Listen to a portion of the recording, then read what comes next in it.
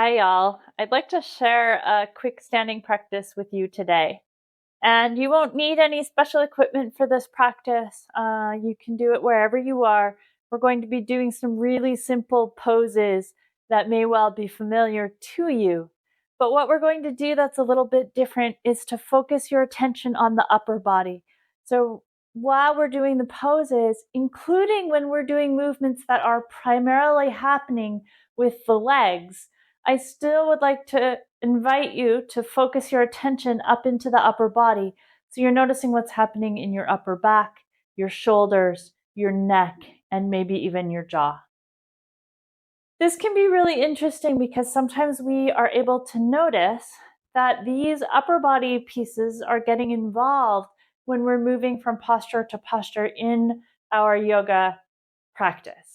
And then, because things rarely happen in isolation on the yoga mat, you might also notice that when you go out into your life and you're doing your day to day regular activities, that you're noticing similar patterns of your upper body getting involved when you're doing some of those daily activities. Now, there's nothing wrong with your upper body getting involved. However, if you also have symptoms in your upper body, tension or persistent pain in your neck or shoulders or jaw, it can be interesting to kind of uncover where those parts of your body might be getting involved in some of the movements that you're doing, so that you maybe can start to shift and unravel and support your body differently during those times, so that maybe over time some of that tension and pain can dissipate. All right, so we'll start out just standing. Super simple. You don't need to micromanage the position of your feet too much. Do have a little bit of space between your feet, so you're not trying to place your feet together in the mat necessarily. And then we'll just do a little bit of movement here, swaying from side to side. As you sway from side to side, you'll feel your weight shifting on the bottoms of your feet. And you might also see if there's anything else going on up in the upper body. And there may or may not be. Either way is fine. You don't have to stop what's going on. Just see what wants to happen. And maybe you're going to rock forward and back now. And just see if anything happens up in the upper body as your weight shifts on your feet. And then you might come into a place where it feels like your weight is balanced between your right and left foot. And maybe also between the balls of your feet and the heels of your feet. And then just stand for a moment. No need to stand any particular way. Just getting a sense of how your body feels just here. Then we're going to come into a little mini squat here. Coming towards a chair pose variation. So in the legs, you could be moving at your ankles, your knees, or your hips. And you may find that in your body, you want to move more at one of those joints than the others. So maybe your knees come way forward of your ankles and you're more upright. Maybe your knees stay back more and you're more lean forward. Okay? We want something that feels comfortable in your body for right now and fairly easy. So we're not going into any places that feel particularly strained. And then you're going to come into this little mini Utkatasana chair pose. Hold for a moment. Tune into the upper body, see what the upper body is all about. And then we're going to bring hands either to prayer position or stacked palms over the heart. Nice easy breath. And then we're just going to take a little twist to the right. So see if you can keep your legs and your pelvis still as you twist to the right. And then notice, are you pushing with a shoulder to get that done?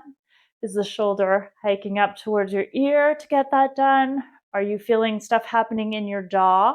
Or maybe you're leading more with your neck as you go? See if you can just twist through your rib cage, paying attention to all those different sensations that might happen. And then we're going to come back to center, twist to the other side. Same thing, what happens when you twist to the left? What happens when you hold that twist? As much as you can, just bring some curiosity to this process. There's no right or wrong way necessarily. This is a journey of discovery. We're just seeing what happens. When you're ready, you're going to come back to center.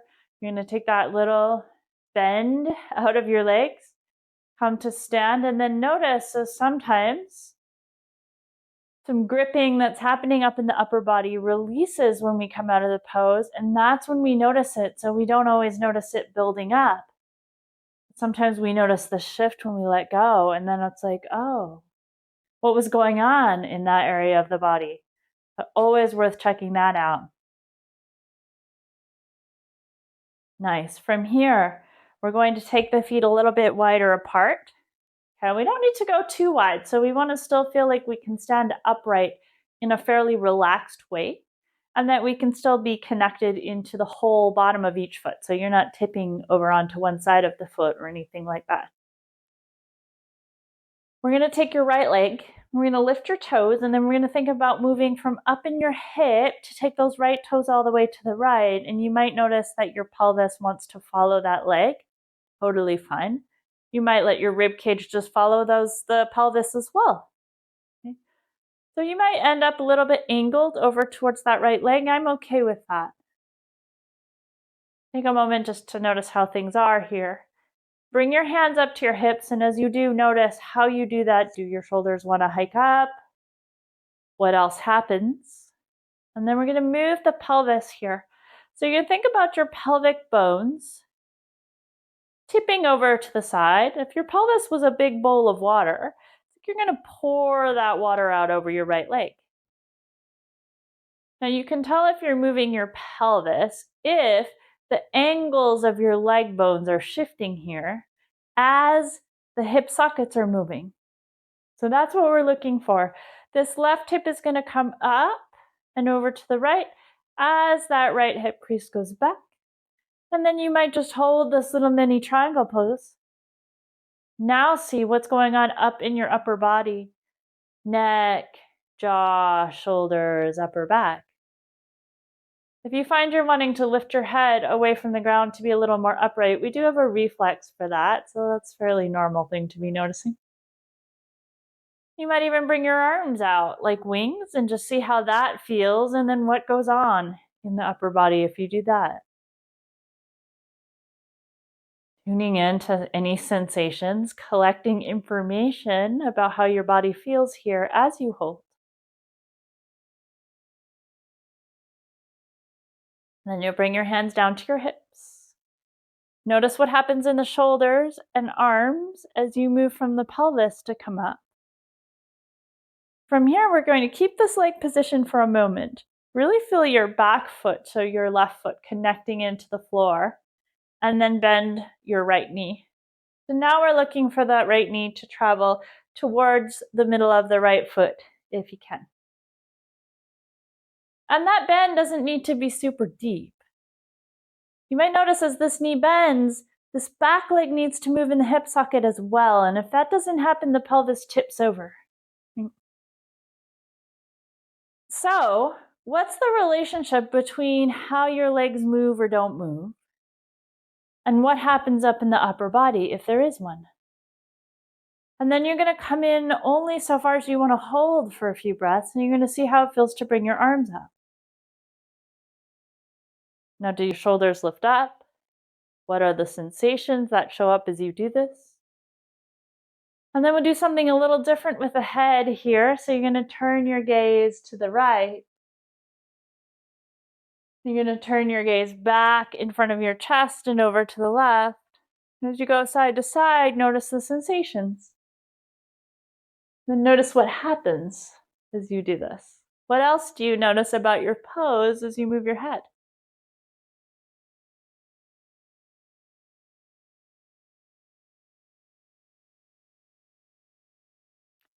When you're ready, you bring your arms down. We're going to straighten that front leg. Think about moving from the hip with awareness of the upper body as you come back. And if some tension then settles out, ooh, that's interesting. When did that show up? When you're ready, we're going to go to the other side. So this foot stays. Moving from that left hip, we're going to turn the left toes to the left and we're going to let the body follow as much as it needs to.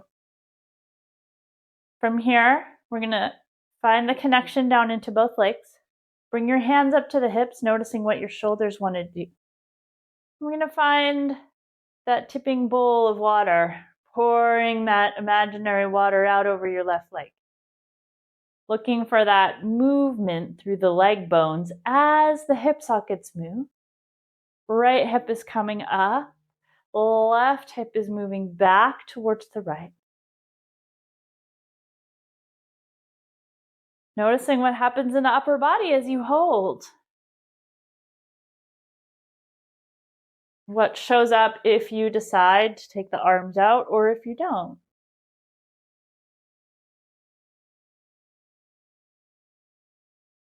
And it's always interesting to hold for a few breaths and see as you maybe start to get tired or less focused or whatever changes happen over time, what happens then in your body? When you're ready, we'll bring the hands back to the hips, just paying attention to what you feel in the upper body as you come back out from the pelvis. Staying connected to the floor all the way down through that right leg as you bend your left knee.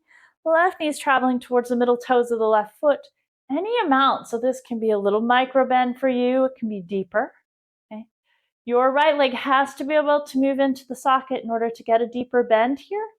And so if that doesn't happen, you'll get a little bit of a tip. So you can notice if that's going on, and also how does your upper body respond if that happens.